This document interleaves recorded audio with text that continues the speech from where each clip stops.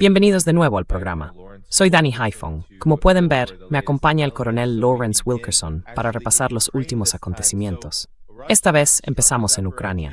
Ayer, Rusia atacó Zaporilla, la Zaporilla controlada por Ucrania, y también Kiev con misiles y drones. Al menos más de 100 drones y decenas de misiles, incluidos misiles Zircon, misiles hipersónicos. Pero la gran noticia es que Corea del Norte, según Volodymyr Zelensky y la inteligencia ucraniana, también ha suministrado misiles balísticos a Rusia, y que estos se utilizaron en los ataques de ayer.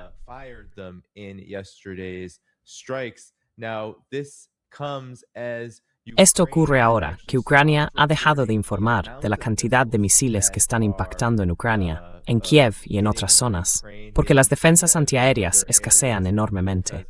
Todo esto se produce tras informaciones de que la RPDC, Corea del Norte, podría enviar muy pronto 50.000 tropas a Rusia, según Volodymyr Zelensky.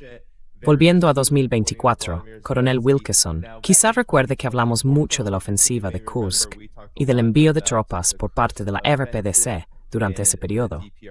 Creíamos que no era cierto, hasta que lo fue. Así que estos informes podrían tener algo de fundamento.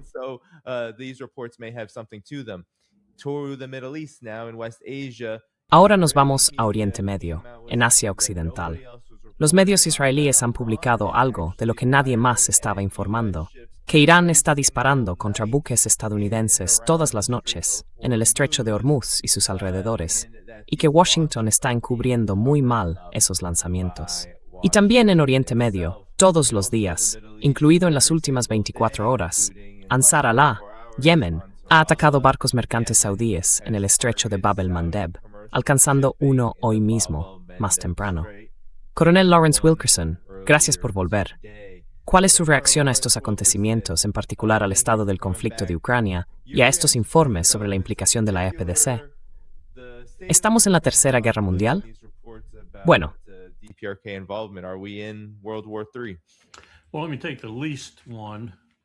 Bueno, déjeme abordar primero la última cuestión, que no es necesariamente la menos importante en cuanto a consecuencias, aunque creo que probablemente también lo sea, y decirle que esta mañana me he enterado de que los saudíes han desplegado ambulancias en Yemen. Están intentando recoger, atender y trasladar de vuelta a territorio saudí a soldados que han resultado gravemente heridos y a quienes han muerto. Así que el reino, por así decirlo, está haciendo algo que no creía que fuera a hacer. Les encanta pilotar aviones de combate y lanzar bombas desde gran altura. No les gusta combatir sobre el terreno y no se les da muy bien, pero aún así lo están haciendo. Y al parecer, según los informes, les están dando una paliza.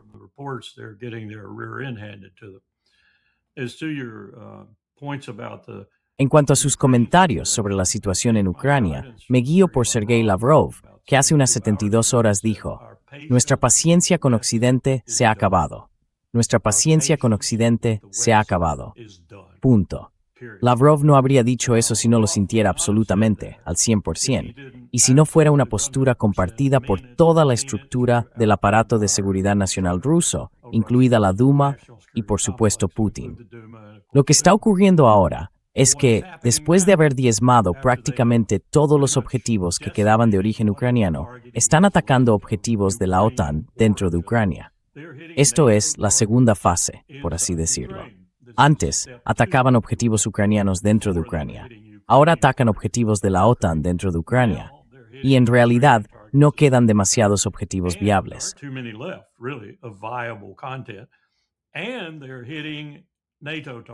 Y están atacando objetivos de la OTAN.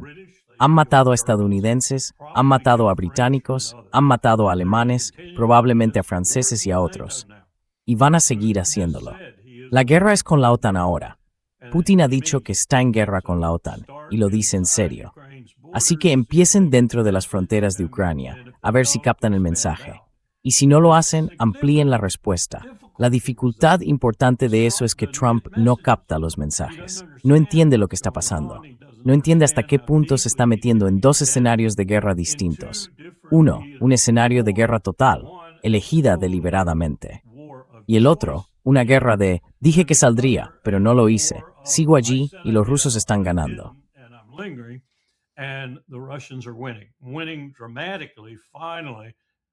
Una victoria contundente, por fin, tanto en el sentido de cortar Odessa y los puertos junto a Odessa, como en el de no darle a Ucrania realmente nada, salvo la posibilidad de que Zelensky clame por un alto el fuego. Ahora puede lanzar drones todo el día y atacar activos rusos. No va a servir de nada. Han perdido la guerra. Y ya es hora de que alguien lo admita, antes de que la declaración de Sergei Lavrov se extienda más allá de las fronteras de Ucrania. Y también es hora de que detengamos la de Asia Sudoccidental.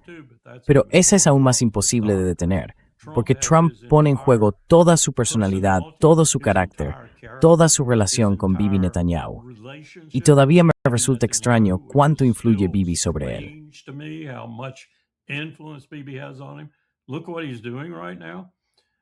Mira lo que está haciendo ahora mismo. Bibi llama a Trump todas las noches virtualmente y le dice, voy a decir esto, voy a decir esto, voy a decir esto. Voy a decir que no apoyo el acuerdo sobre Gaza. No apoyo que se detenga lo que está ocurriendo en Cisjordania o en Jerusalén Este. No apoyo las cosas de las que hemos hablado y que parezco haber aceptado en Líbano. No apoyo nada de esto. Solo digo estas cosas porque si no las digo, no me reelegirán. No las haré. It's a meneo. No las. Mermaithap 6. Tengan Gorisirbs with su Krael.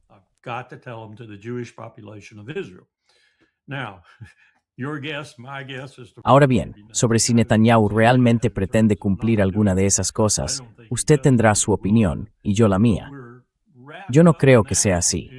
Creo que las hará.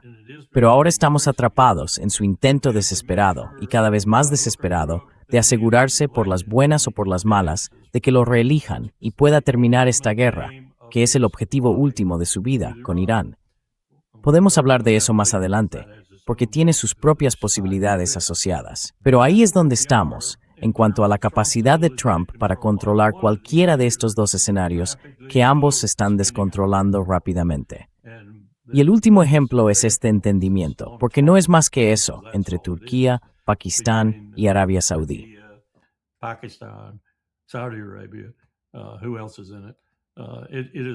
¿Quién más forma parte de ello? No es. Ya saben, he tenido que explicar esto esta mañana. El artículo 5, incluso en el Tratado de la OTAN, no significa que un ataque contra uno sea un ataque contra todos y que se responda de inmediato. Lo que significa es que, en el caso de todos los países, consultan sus procedimientos para tomar este tipo de decisiones. En nuestro caso, supuestamente es el Congreso. Donald Trump parece haber sorteado eso, pero Biden antes que él también. Y una vez que esos procesos constitucionales determinan que aprueban la guerra, entonces puedes cumplir tu compromiso con la OTAN. Bueno, esta entente es aún más enrevesada que eso, así que no está pasando gran cosa al respecto, salvo que a los saudíes les están dando una paliza.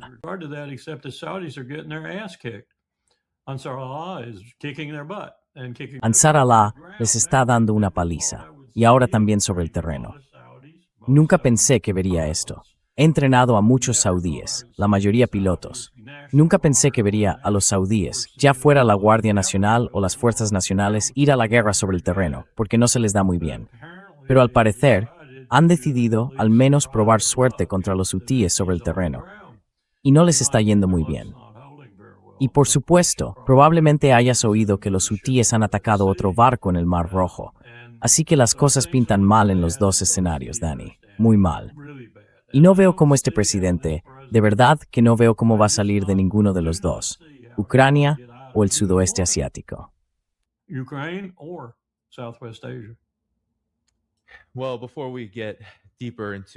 Bien, antes de profundizar más en Asia Sudoccidental, Coronel Wilkerson, quería preguntarle, la última vez que oímos hablar de la RPDC, o Corea del Norte, en el conflicto de Ucrania, fue durante la ofensiva de Kursk. Y sabemos cómo acabó eso para Ucrania y la OTAN. Muy, muy mal. Después, recibimos la confirmación de que Corea del Norte estaba participando allí en las operaciones de una manera muy importante. Así que me pregunto si estos últimos informes, aunque proceden de Ucrania y de Zelensky, y mienten más que hablan, ¿qué cree usted de todo esto? ¿Cuál es su opinión? ¿Y cree que Corea del Norte está utilizando ahora este conflicto con Rusia al mando, como una oportunidad para adquirir más experiencia de combate en la guerra moderna, dado que la última vez que combatieron fue contra Estados Unidos, como usted sabe.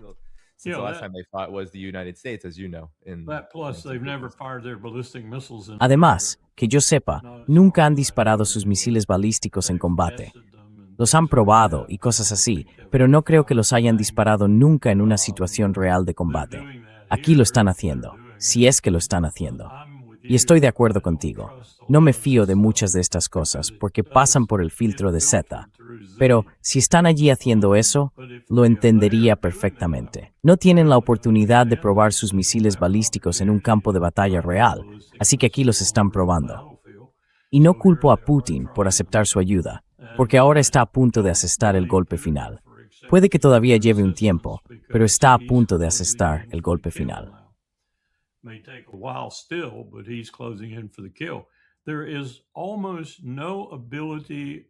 Kiev, Ucrania, ya casi no tiene capacidad para derribar nada de lo que envía Rusia. Pueden lanzar pequeños ataques, como drones y cosas así, quizá diseñados para ir contra esto o contra aquello de forma puntual. Pero en cuanto a superioridad aérea, incluso supremacía aérea, Rusia prácticamente la tiene. Pueden volar con impunidad, pueden lanzar misiles con impunidad. Es un poco como Israel. Israel está ahora en una situación muy parecida. La cúpula de hierro prácticamente ha desaparecido. Y por supuesto, no nos sobran sistemas THAAD ni Patriot para darles. Y los HIMARS y otras cosas así también se están agotando gradualmente.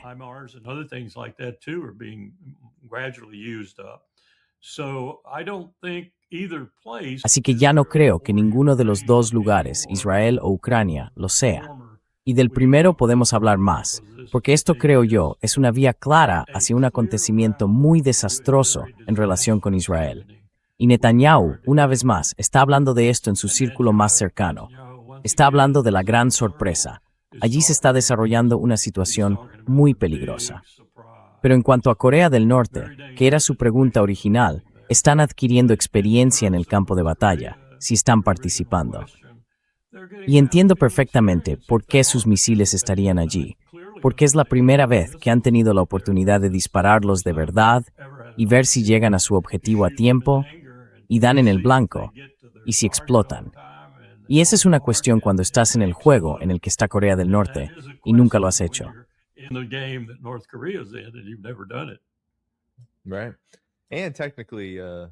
Claro, y técnicamente, ahora mismo no hay un acuerdo de paz con Estados Unidos. Supongo que se podría decir que Estados Unidos es la OTAN. Así que ya sabe, la RPDC, Corea del Norte, siempre está preparándose para la guerra, dado que ahora mismo solo hay un armisticio. Aquí, en el Kyiv Independent, este fue el primer informe sobre el asunto. Me pregunto si podría ayudarnos a entender qué son estos misiles, Coronel Lawrence Wilkerson.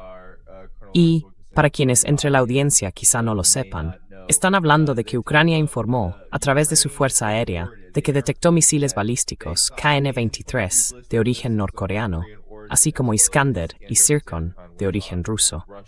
¿Qué hace que estos misiles sean especialmente difíciles de afrontar, especialmente devastadores? Sobre todo, teniendo en cuenta que todos los informes indican ahora que Ucrania prácticamente no tiene defensas aéreas, muy pocas, y que las que tiene realmente solo sirven para drones, no necesariamente para este tipo de misiles. Ayúdenos a entender qué son estos misiles.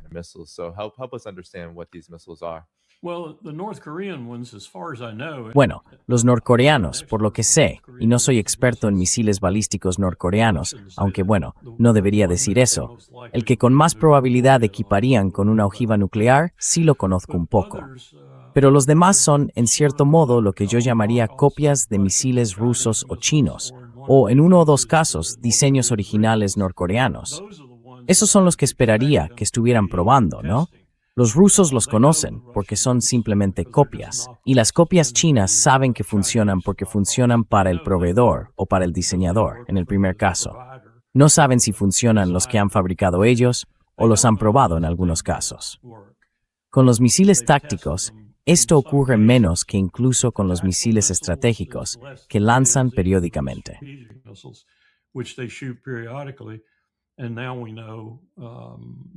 Y ahora sabemos que el modelo con el que estoy más familiarizado llegará a Washington D.C., por ejemplo, y sin duda a la costa oeste de Estados Unidos. Pero, en realidad puede cubrir prácticamente todo Estados Unidos con una ojiva nuclear. Y es bastante preciso, por lo que podemos saber a partir de las pruebas que han realizado. Se suma al arsenal que tiene Rusia. Le da a Corea del Norte experiencia con categorías de misiles con las que no han tenido más que experiencia en pruebas. Y normalmente su campo de pruebas está mar adentro, lo que no lo hace mucho más difícil, pero sí algo más complejo cuando se comprueba la telemetría y se analiza el patrón real de impacto. Se quiere ver dónde, si resulta ser una ojiva convencional, por ejemplo, que lo son la mayoría, si no todas, entonces se quiere ver qué aspecto tiene el patrón y demás.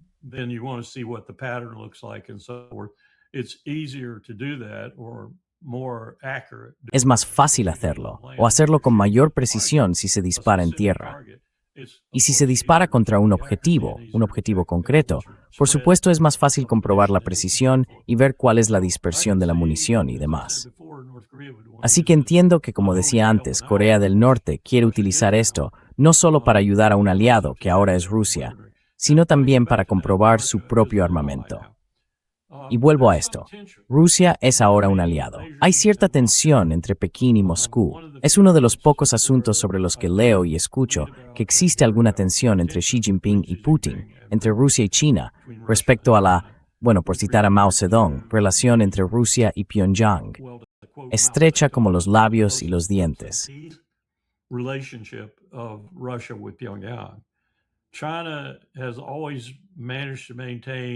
China siempre ha sabido mantener cierta cautela y distancia con Pyongyang.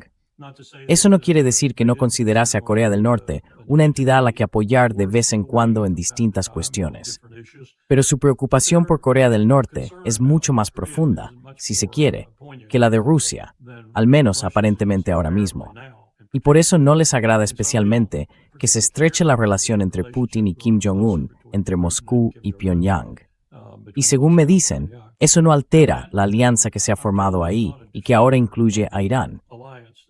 Pero sí es un motivo de tensión, como cabría esperar, porque China siempre ha tenido una relación distinta con ellos. También influye que comparte con ellos una frontera mucho más larga.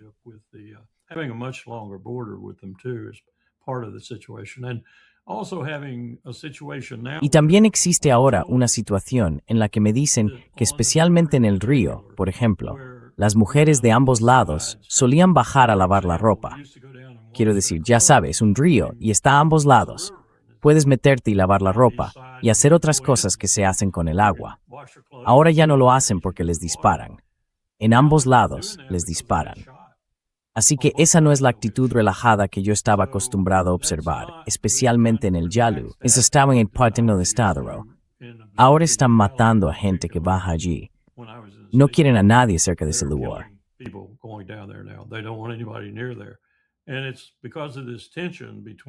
Y se debe a esta tensión entre Corea del Norte y China.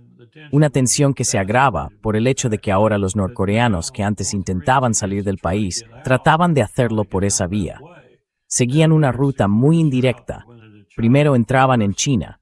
Allí, en cierto modo, les daban comida y agua y los mantenían a salvo. Después se reunían con un grupo que los llevaba hacia el sur, dando rodeos, a veces a través de Tailandia, a veces por otros lugares, y acababan llegando a la península surcoreana como desertores. Eso también ha creado cierta tensión. En cualquier caso, esta relación entre Corea del Norte y Rusia no está haciendo muy feliz a China.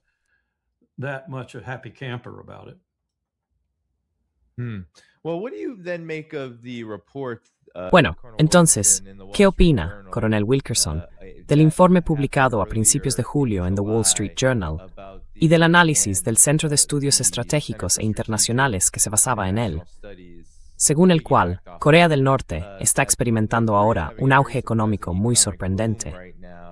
Gran parte de ello tiene que ver, de hecho, con los crecientes vínculos económicos con China, también en sectores como la tecnología y los vehículos eléctricos. Eso es lo que señalaba The Wall Street Journal. Al parecer, vieron que las calles están llenas de coches chinos y que Corea del Norte parece haber reproducido los avances tecnológicos de China, especialmente en el ámbito de esas aplicaciones que están por todas partes, sobre todo para los pagos y cosas de ese tipo.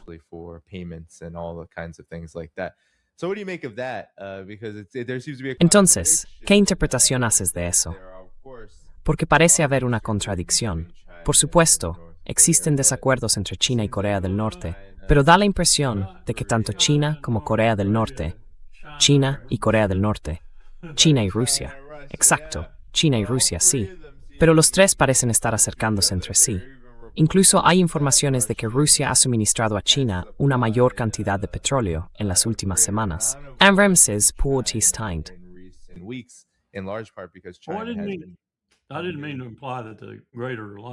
No pretendía dar a entender que la alianza en su conjunto se estuviera viendo afectada por ello. Todas las alianzas tienen pequeñas imperfecciones, pequeños problemas, pero conviene vigilarlo de cerca, porque podría crecer. Corea del Norte es ahora mismo un enigma. He asistido a un seminario web tras otro de los que organiza Stimson, porque algunos de los mejores expertos sobre Corea de Estados Unidos están en Stimson. En particular, una o dos mujeres realmente buenas, las dos, norcoreanas, una surcoreana, creo, una norcoreana. Y sus seminarios web son bastante buenos. Ahora tienen allí en Corea del Norte algo relacionado con los teléfonos móviles. Puedes tener un teléfono móvil, puedes ser propietario de un teléfono móvil, puedes hablar con la gente, puedes conectarte a la red.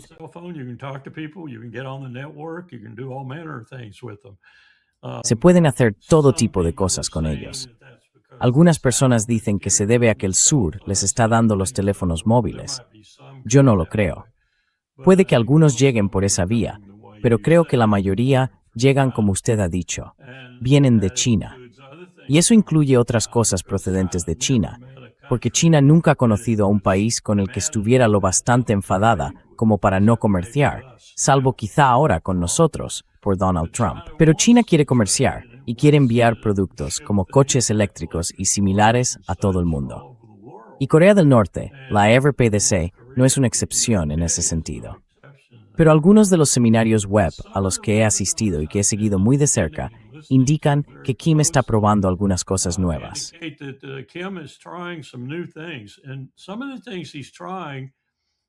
Y algunas de las cosas que está intentando me resultan familiares, porque recuerdo el paquete económico que desarrollamos en el Departamento de Estado en 2001 y 2002, junto con Ken Dam, creo, del Departamento del Tesoro. Ken era un auténtico experto en Corea.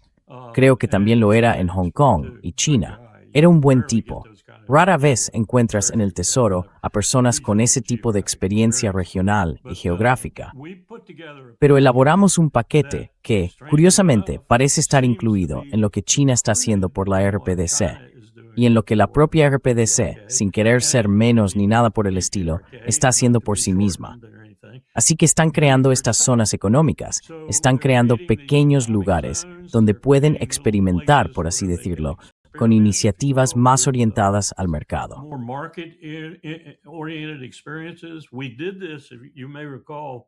Hicimos esto, quizá lo recuerden, durante la administración Bush. En realidad, lo estaban haciendo los surcoreanos. Creamos esta zona a la que podían ir trabajadores norcoreanos para recibir formación. Al principio, los surcoreanos se encargaban de la gestión. Después, cuando los norcoreanos adquirieron las habilidades necesarias y demás, trasladaron allí su propia gestión. Y ese producto se distribuía en ambos países, con beneficios para las dos partes.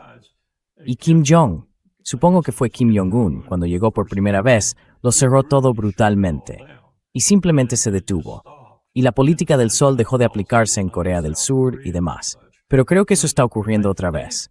Aunque ahora está ocurriendo curiosamente por iniciativa de Kim, por iniciativa de Pyongyang.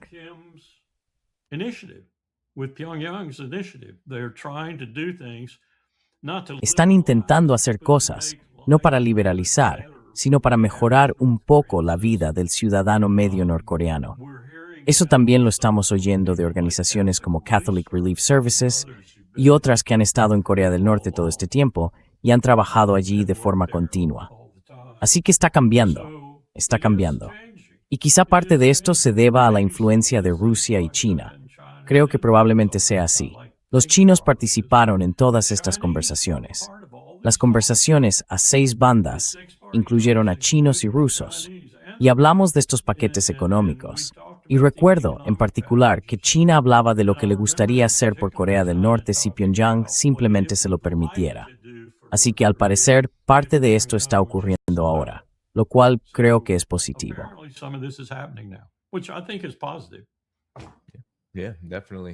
Sí, desde luego. Desde luego.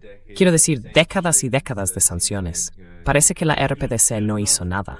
Sí, no hizo nada. Y están buscando maneras no solo de sobrevivir, sino también de resistirlas. Bueno, no es que no hayan hecho nada. Creó una arma nuclear. Es cierto. Es cierto. Coronel Wilkerson, como usted señaló al principio, todas estas guerras están conectadas. Y tengo curiosidad porque usted dijo que hay 2 teatros. El teatro ucraniano, que está caliente, y el teatro iraní, que sigue caliente.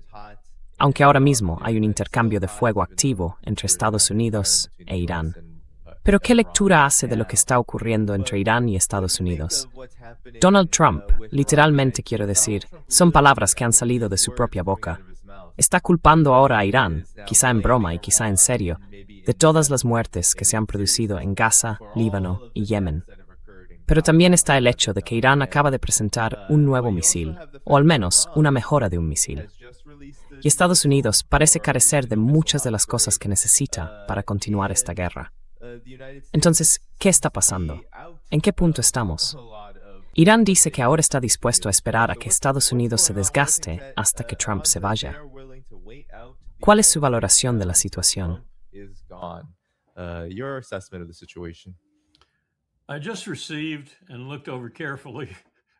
Acabo de recibir y de revisar detenidamente, después de que Nima y yo habláramos de ello esta mañana temprano en Dialogue Works, la lista de personas que están ahora en la Guardia Revolucionaria Islámica, principalmente, aunque también en puestos de seguridad y de liderazgo en Irán en general. Parece una lista de líderes firmes, experimentados, comprometidos, 100% cualificados y totalmente competentes en todos los ámbitos. Quiero decir, no los conozco a todos, pero conozco a suficientes como para saber que son hombres duros, muy comprometidos con Irán, y en cierto modo, más comprometidos que quienes ocuparon antes puestos similares, por esta razón. Todos pertenecen a la Guardia Revolucionaria Islámica. Casi todos son veteranos. Uno de ellos tenía 22 años, o algo así, cuando participó en la guerra, igual que el anterior al que acaba de sustituir. Se crió en la Guardia Revolucionaria Islámica. Si lees los informes publicados a mediados de los años 2000, bueno, se publicaron en 2007, 2008 y 2009, por esas fechas.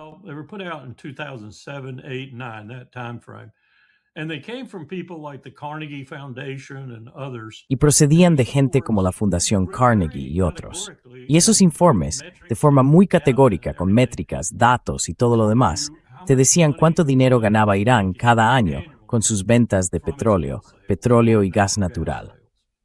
Y como pueden imaginar, estaban ganando billones de dólares, que es una de las razones por las que Dick Cheney y Halliburton querían entrar allí a lo grande.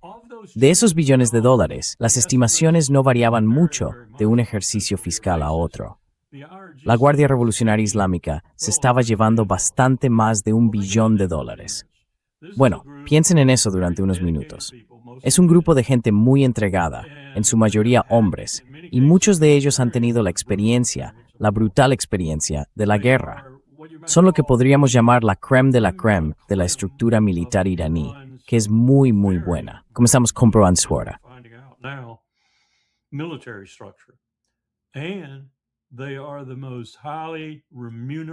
Y son las personas mejor remuneradas de Irán. Rafsanjani, Ahmadinejad y todos los demás aparte. Estas personas saben dónde está el dinero y se llevan la parte del león.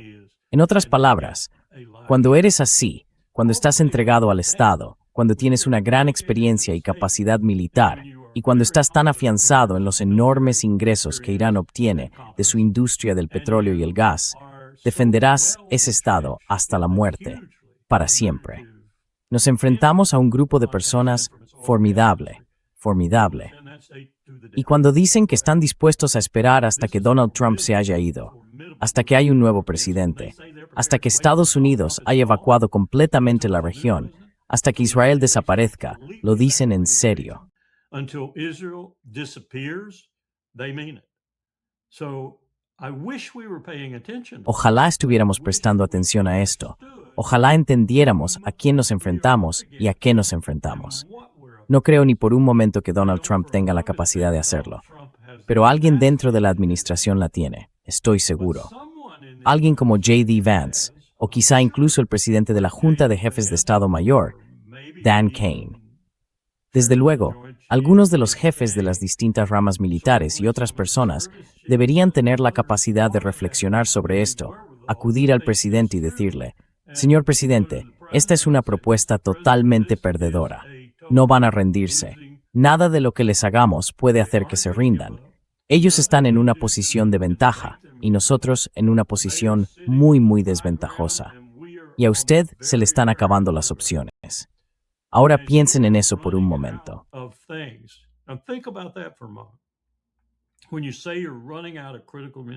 Cuando dices que se están agotando las municiones críticas, Alexus Grinkovich, el comandante de SHAPE, está viendo cómo Sergei Lavrov ha declarado, se nos ha acabado la paciencia con Occidente. Putin está atacando ahora instalaciones de la OTAN, instalaciones conocidas de la OTAN dentro de Ucrania. Está matando a alemanes, a franceses, a estadounidenses dentro de Ucrania. El siguiente paso es salir de Ucrania para atacar a la OTAN. Y Grinkovich es, en última instancia, responsable de defender a la OTAN. Es el comandante de SHAPE, el Chasseur, y nos ve gastar todas esas municiones que no estarán disponibles para él. Si yo estuviera en su lugar, montaría en cólera, estaría furioso, me encararía con Trump, dimitiría de mi cargo si Trump no cambiara el despliegue de las Fuerzas Armadas estadounidenses.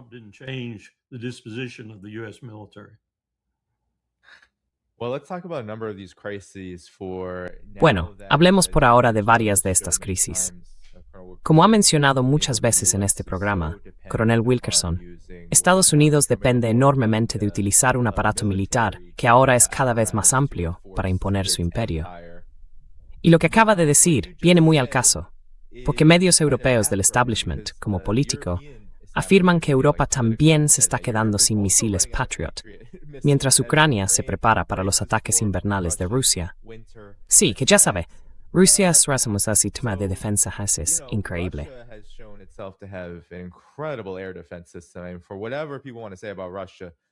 Y digan lo que quieran de Rusia, pero lo que han hecho frente a estos ataques con drones de Ucrania es, bueno, no sé si hemos visto algo así alguna vez. Les lanzan 500 y derriban el 99%. Sí, Europa y Estados Unidos ya no tienen esto. Así que, en el escenario iraní, ya no hay defensas aéreas. En el escenario europeo, si Rusia necesitara escalar contra Europa, también estarían como pez fuera del agua. ¿Qué opinas de esto? Y luego entramos en la crisis naval, de la que también se ha informado recientemente. ¿Pero qué opinas?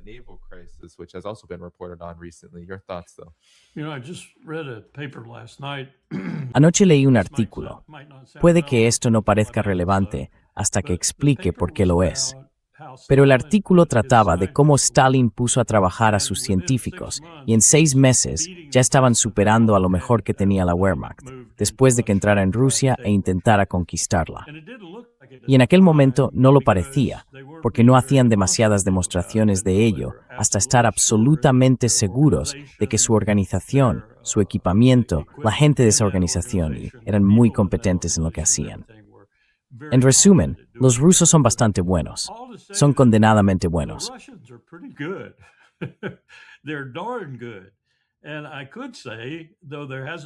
Y podría decir que aunque no ha habido tanta experiencia, ni un factor de experiencia asociado a ello, y su pequeña incursión en Vietnam en el 79, creo que no fue prueba de esto.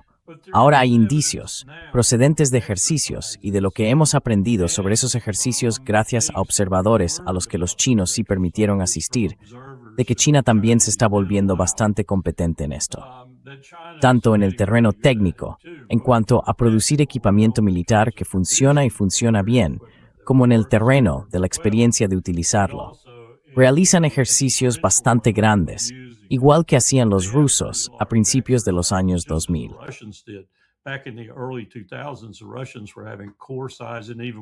Los rusos estaban realizando ejercicios del tamaño de un cuerpo de ejército, e incluso del tamaño de un ejército.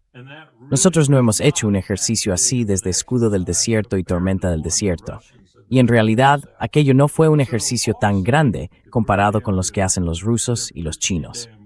Así que en resumen, son condenadamente buenos. Son condenadamente buenos. Y Rusia es condenadamente buena, con experiencia real de combate que ahora se está demostrando cada vez más en el propio campo de batalla. Así que, en resumen, yo no estaría muy tranquilo si fuera Donald Trump o el general Grinkovich en Europa a la hora de enfrentarme a ellos. No lo estaría.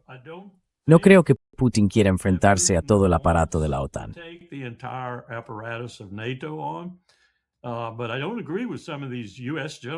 Pero no estoy de acuerdo con algunos de esos generales estadounidenses que dicen que sería absolutamente estúpido hacer eso, porque le darían una paliza tremenda. Yo no lo creo. He visto alianzas intentar combatir. He leído sobre alianzas intentando combatir durante 1000 años. No lo hacen muy bien. Y Estados Unidos en particular no lo hace muy bien. Así que este es un mundo peligroso. Lo sigo diciendo, un mundo muy peligroso. Y tenemos a un comandante en jefe incompetente. Déjeme decirlo de una forma más dura. Un presidente de Estados Unidos completamente loco. Eso es a lo que nos enfrentamos. Y no veo demasiada inteligencia ni competencia en ese grupo de psicofantes, en su mayoría.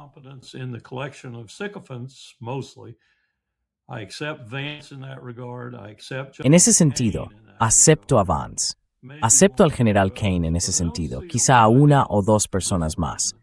Pero no veo mucha ayuda para este presidente. Y desde luego no veo ninguna ayuda en el Congreso, porque son una filial propiedad al 100% de Israel. Y esto, al menos en el suroeste de Asia, gira por completo en torno a Israel. Y tampoco estoy seguro de que parte de lo de Ucrania no tenga que ver con Israel, porque Israel tiene metidos los dedos ahí, en el negocio de la producción de drones y demás. Israel siempre tendrá metidos los dedos en todas las guerras y conflictos en los que pueda meterlos. Así que estamos vinculando estas cosas, estos teatros de guerra, esta compleja situación que tenemos en Europa y en el suroeste de Asia, con una rapidez que realmente me alarma. Sin duda, podríamos provocar un conflicto regional muy rápidamente, e incluso podríamos llegar a provocar un conflicto global si nos esforzamos.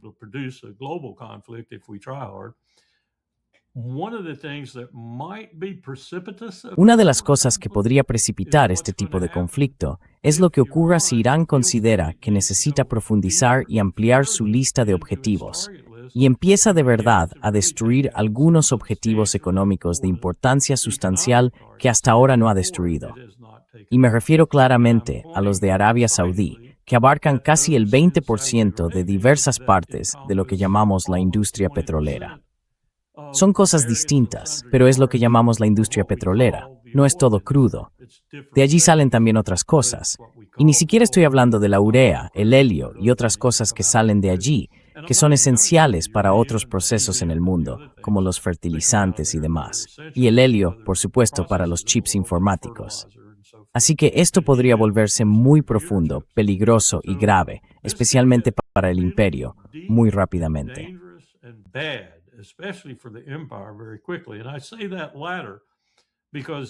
Y digo esto último porque China, Rusia e Irán, hasta cierto punto, funcionan en función de las exigencias del conflicto y de lo que han hecho para fortalecer sus economías.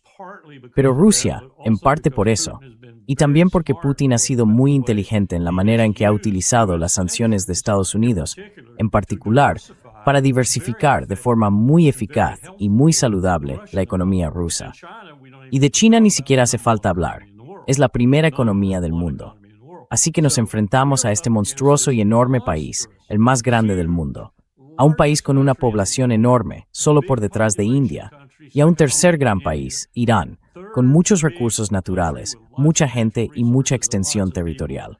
Todos unidos, ni siquiera incluido a Corea del Norte. Estamos viendo a todos ellos contra nosotros. Eso no es bueno.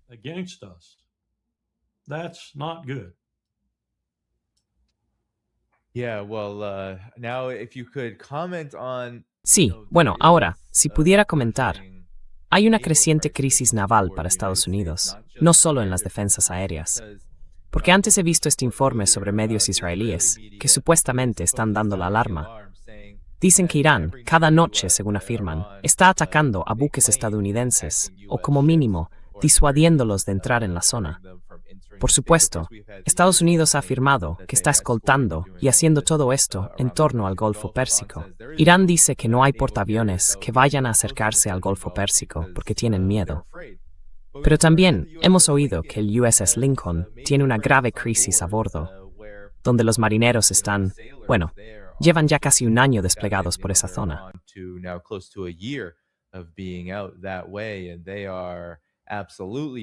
Y están absolutamente desesperados. No tienen a bordo nada de lo que necesitan, ya sea comida de calidad, pasta de dientes o ese tipo de cosas. Y el barco también parece estar deteriorándose. Hay informes de agujeros en el buque que se detectan, se ocultan y no se reparan, además de otros problemas con el funcionamiento del barco para sus propios fines.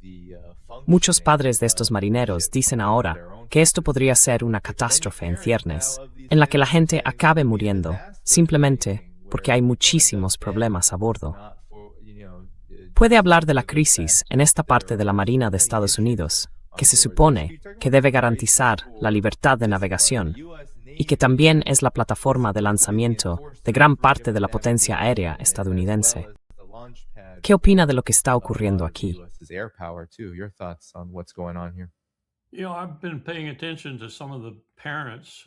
Sabe, he estado prestando atención a algunos de los padres que han aparecido en distintos medios de prensa y creo que sus comentarios van realmente al meollo de la cuestión. La Marina de Estados Unidos nunca ha aprendido la lección, por así decirlo, de la Marina británica, porque allí ocurría lo mismo. Se preocupaban mucho por la tropa, un poco más por los suboficiales, sus mandos no comisionados, y por supuesto, por los oficiales a medida que ascendían de rango. Los oficiales en los buques de guerra hacen cosas que, por ejemplo, los soldados nunca harían. Comen al mismo tiempo que la tripulación, o antes que ella, y comen mejor. Beben antes que la tripulación. A menudo tienen alojamientos mucho mejores que los de la tripulación.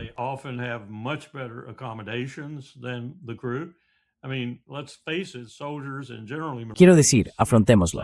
Los soldados, y en general los marines, duermen en el mismo saco de dormir y sobre el mismo suelo que sus soldados. Comen la misma comida, y comen los últimos. Un principio del ejército es si estás haciendo cola para comer en un campo de combate, comes el último. Y si cuando llegas a la bandeja no queda comida, no comes. Es una norma del ejército. Es una norma del cuerpo de marines. Con la armada no ocurre así. Comes todo el tiempo y comes mucho mejor si eres oficial. Y comes en instalaciones mucho mejores que la tripulación. Mucho mejores en cuanto al tamaño y al ambiente. Y mucho mejores en cuanto a lo que pueda haber alrededor, como ratas correteando o lo que sea.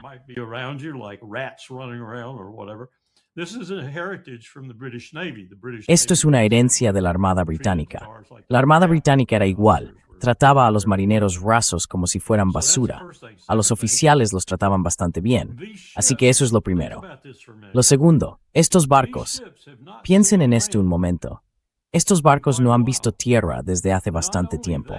Y no solo eso, según me han dicho, están a 1000 millas mar adentro, en el Océano Índico, no en el norte del Mar Arábigo, ni en el Mar de Omán, y mucho menos en la zona del Estrecho de Hormuz.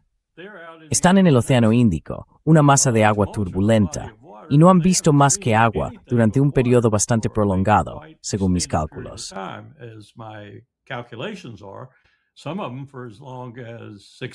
Algunos de ellos llevan allí hasta 6 meses, 5 o 6 meses. Esta guerra dura desde el 28 de febrero. No he comprobado las cifras reales de despliegue para ver quién lleva 600 días y quién 400 o lo que sea, pero para la mayoría es un periodo largo. Y no estoy incluyendo los CG, los DDG y los DD, los destructores de misiles, los cruceros y, por ejemplo, los cruceros de clase Ticonderoga con sistema Aegis y demás. Estas tripulaciones están en barcos aún más estrechos, por así decirlo, en cuanto a espacio disponible, y también en cuanto a ser un punto en medio de un océano inmenso. Y si les están disparando a esos otros barcos, no a los portaaviones, porque en realidad no pueden dispararles. Están demasiado lejos mar adentro.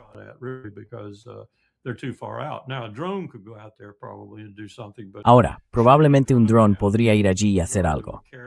Pero derribar un dron, teniendo en cuenta un portaaviones y sus defensas, probablemente no sea tan difícil. Así que están pasando diversas cosas, pero todas son malas. Todas son malas para la moral. Todas son malas por el desgaste de los buques. Todas son malas para la complejidad de las operaciones. Por ejemplo, si vas a usar la aviación embarcada de un portaaviones, no vas a repostar hasta llegar a Irán para emplear tus municiones. Y en cierto modo, se nos han acabado las municiones que disparas desde lejos. Entonces, ¿cómo metes ahí esa aviación embarcada si no puedes acercar más la plataforma desde la que despega? Y no puedes, porque la hundirán.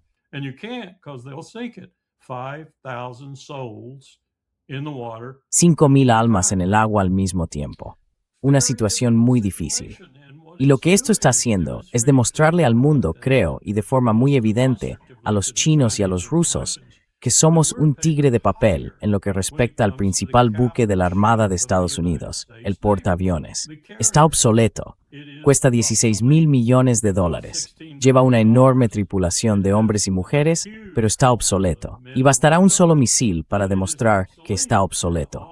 No queremos que ocurra ese hecho, por supuesto, porque es demasiado caro. Ahora mismo tenemos dos. Creo que uno está a punto de ser votado y el otro está previsto para dentro de unos 4 o 5 años. Ambos tendrán un precio excesivo, costarán entre 16 y 20,000 millones de dólares.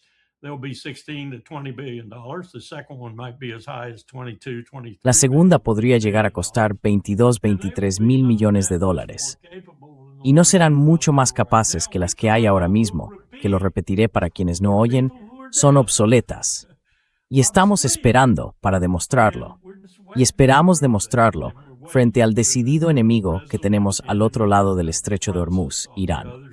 Así que esta es una situación muy mala, no solo para Donald Trump y no solo para el ejército estadounidense.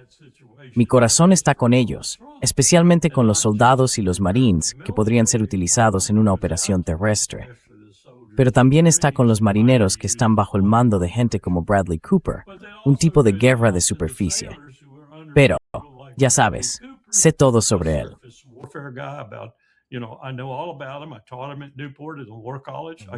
Le di clase en Newport, en el colegio de guerra.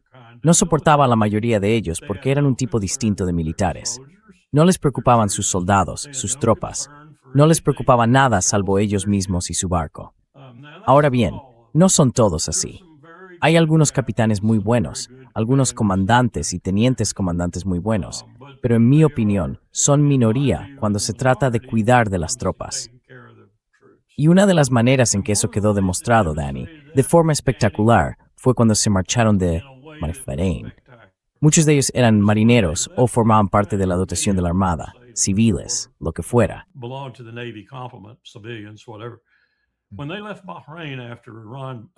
Cuando salieron de Bahrein, después de que Irán destruyera inicialmente prácticamente todo allí, ellos, más de 2,000, regresaron a Norfolk. Y cuando llegaron, no había nada para ellos. No había espacio de atraque, ni dónde dormir, ni comida, ni agua. Así que los ciudadanos de Chesapeake, Norfolk y otros lugares de esa zona tuvieron que unirse y darles sitios donde quedarse y donde instalarse. Y por cierto, no trajeron a casa nada más que lo que podían meter en una bolsa de equipo. Tuvieron que dejar allí todo lo demás. Todas sus pertenencias, en el mar o en un país extranjero. De verdad, esto no te lo puedes inventar.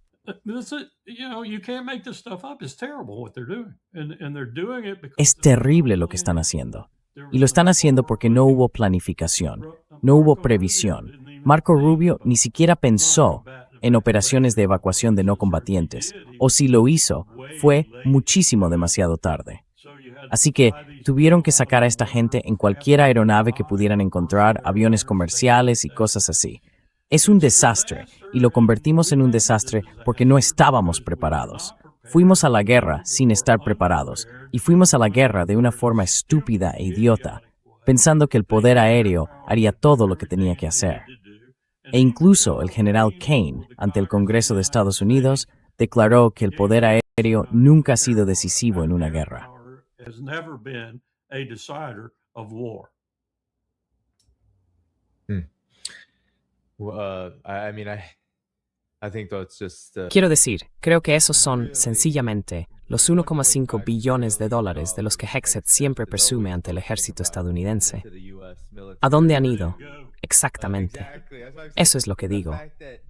El hecho de que a esta gente, a la que enviaste al Océano Índico para esta guerra con Irán, y esto quiero decir, es un patrón de larga data, la traten más como carne de cañón que como cualquier otra cosa. Y ahora me pregunto qué estará pasando por sus cabezas. Porque, en general, y no puedo imaginar que esto no afecte al ánimo en algo como el USS Lincoln, ¿cómo ven los estadounidenses, en términos generales, la campaña militar estadounidense en Irán? Esto es de semáforo, así que, como sabe, Coronel Wilkerson, está vinculado a los servicios de inteligencia. Pero la opinión de los estadounidenses sobre la campaña militar de Estados Unidos en Irán no ha hecho más que empeorar cada mes desde abril.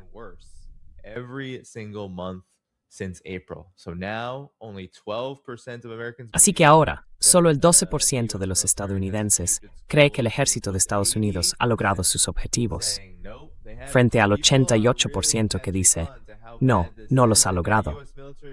Así que la gente se está dando cuenta de lo mal que está esto. Y ahora, según NBC, responsables militares estadounidenses, Coronel Wilkerson, también han informado a Trump de que cualquier operación para intentar tomar el estrecho, aunque él dice que Estados Unidos ya lo ha tomado y lo controla, sería larga, costosa y letal, sin garantía de victoria. Nada de esto augura nada bueno, al menos para la balbuceante administración Trump, en lo que respecta al futuro de esta guerra. ¿Qué opina de estas cifras y de estos informes?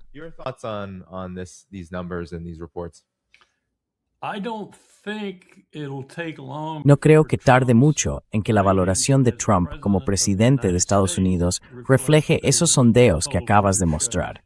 Quiero decir, creo que va camino de caer hasta alrededor del 12%, y eso va a ser devastador en más de un sentido.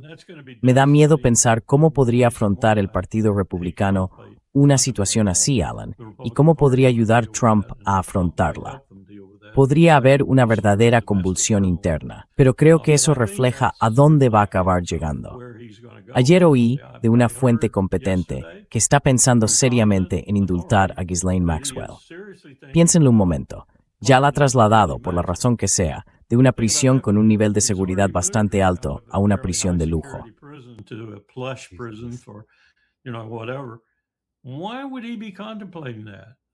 ¿Por qué estaría planteándose eso, a menos que ella tenga algo contra él y amenace con revelarlo? Quiero decir, yo ni siquiera me lo estaría planteando. Esto no es como dejar, ¿cómo se llamaba? Hernández, el presidente de Honduras, que era narcotraficante y fue condenado en un tribunal estadounidense. No es como concederle un indulto. Ah, por cierto, ahora mismo está en la costa de Honduras, dirigiendo una organización que, según tengo entendido, está generando mucho dinero para gente como la CIA, Jared, Steve y otros que están sacando dinero de ello. Así que me resulta desconcertante.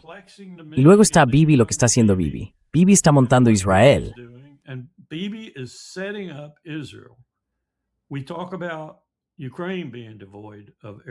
Hablamos de que Ucrania carece de defensas aéreas. Israel está prácticamente en la misma situación. No tenemos mucho que darles. Desde luego, no sistemas THAAD, ni Patriot, ni muchas otras cosas como HIMARS y demás, que también hemos estado gastando a un ritmo alarmante en todas las categorías de HIMARS. Entonces, ¿en qué está pensando Bibi? Si de verdad está considerando seriamente acabar con el régimen más atroz de la región, según su valoración, Irán, ese ha sido su sueño durante mucho tiempo. ¿Qué está pensando hacer? Porque ahora no tiene capacidad para hacerlo. Ni siquiera creo que tenga capacidad para hacerlo junto con Estados Unidos. Creo que lo hemos demostrado.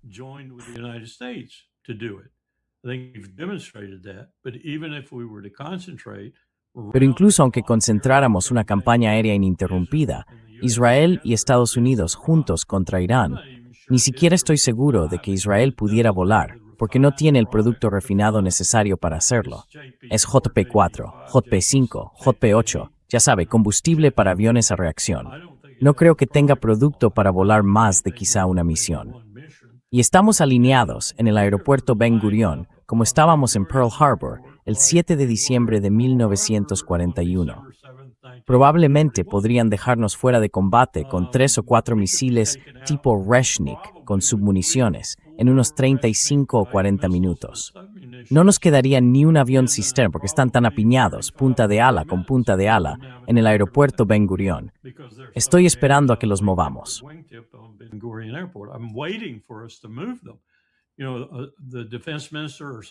¿Sabes? El ministro de Defensa o alguien, Katz o quien fuera, dijo que deberíamos trasladarlos. Y Netanyahu intervino y dijo, no habléis así a Estados Unidos. No tienen por qué trasladarlos.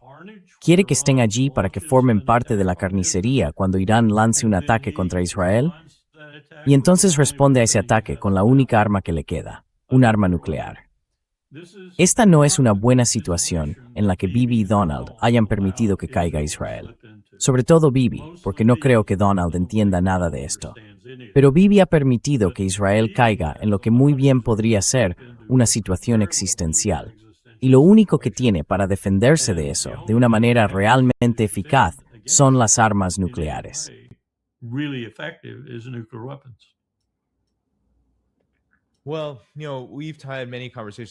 Bueno, ya sabe, Coronel Wilkerson, hemos tenido muchas conversaciones sobre cómo estos conflictos globales que Estados Unidos lidera, e Israel también lidera en muchos sentidos, al implicarse especialmente en Asia Occidental y en la propia Eurasia, acabarán derivando en algo nuclear. A día de hoy, sigue viendo esa como la dinámica general. Es hacia ahí a donde vamos. Porque lo que yo veo es que Estados Unidos, militarmente, es simplemente, ya sabe, papel. Sí, en actividades militares en Irán.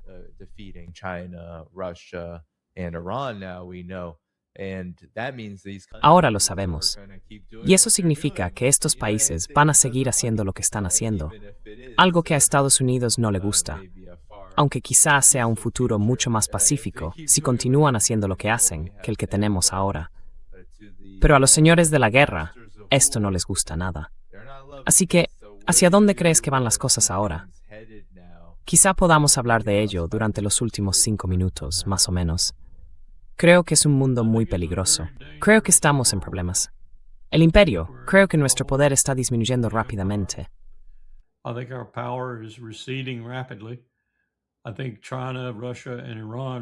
Creo que China, Rusia e Irán forman un triunvirato, y podemos incluir también a Corea del Norte, si se quiere. Pero con el tiempo también hay que incluir a muchos de los BRICS. Creo que probablemente al final habrá que incluir incluso a India. Y entonces tienes probablemente al 60% de la población mundial, probablemente el mismo porcentaje de su PIB y desde luego la parte dinámica del mundo. Es decir, la parte del mundo que está ganando poder económico y que va a ser aún más poderosa económicamente.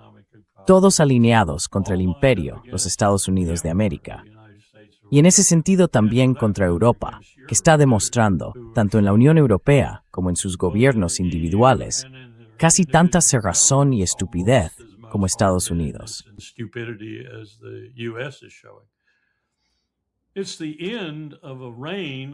Es el final de un reinado, de un largo periodo en lo que respecta a Occidente, pero no tiene por qué ser el fin de todo. Quiero decir, estamos en 340 millones, algunos dicen 350 millones. Yo creo que más bien son 340 o menos, porque Trump ha deportado a tanta gente y tiene toda la intención de deportar a cientos de miles más. Pero seguimos siendo una nación bastante grande. Podríamos desmoronarnos en cualquier momento y estamos mostrando señales de ello, pero seguimos siendo una nación bastante poderosa. Y también hay otros países en la región. Cito a Brasil como uno de ellos, y por supuesto a Canadá y México. Pero estamos claramente en el extremo descendente de la escala de poder, mientras que el resto del mundo, menos Europa, que está en la misma escala que nosotros, se encuentra en el lado ascendente de esa escala.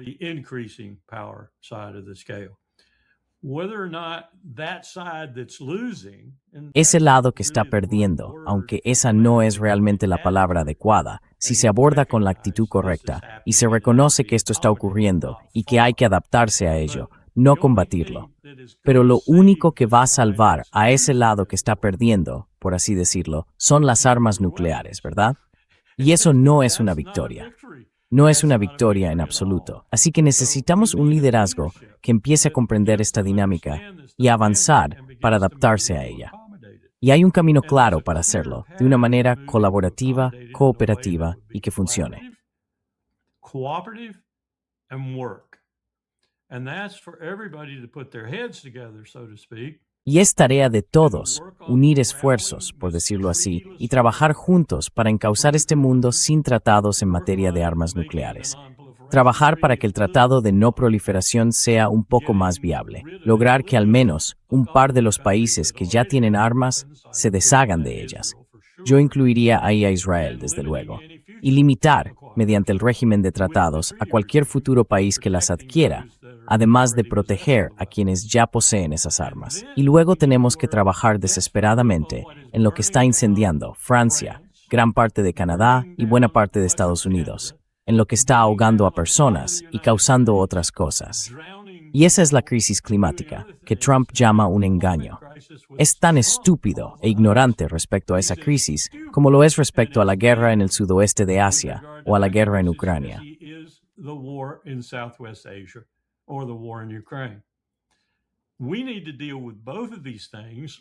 Tenemos que abordar ambas cosas, o vamos a estar en serísimos problemas, como los bomberos franceses ahora mismo en la región vinícola, a las afueras de París. Estamos en una situación desesperada. En cierto sentido, son problemas a largo plazo, pero no tan a largo plazo. Ya hemos tenido los años más calurosos jamás registrados. No vamos a tener ninguno más fresco. Tenemos que trabajar en estos problemas, y tenemos que hacerlo juntos, los 8 o 9 mil millones de personas que somos. Probablemente no vaya a ocurrir, pero ahora mismo no lo están frenando China, ni Rusia, ni India, ni ninguno de los demás países del mundo, en la región dinámica del mundo. Lo están frenando el imperio y sus lacayos. Y eso es muy triste.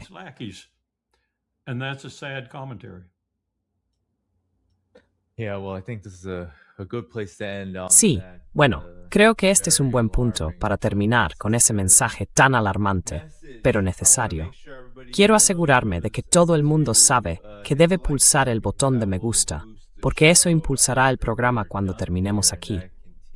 Y así se seguirá permitiendo que quienes busquen casualmente en YouTube encuentren el tan necesario análisis del coronel Wilkerson y nuestra conversación. Muchas gracias a los dos por haceros nuevos miembros. Os lo agradezco. Gracias a todos los moderadores. Gracias a todos los que lo habéis visto.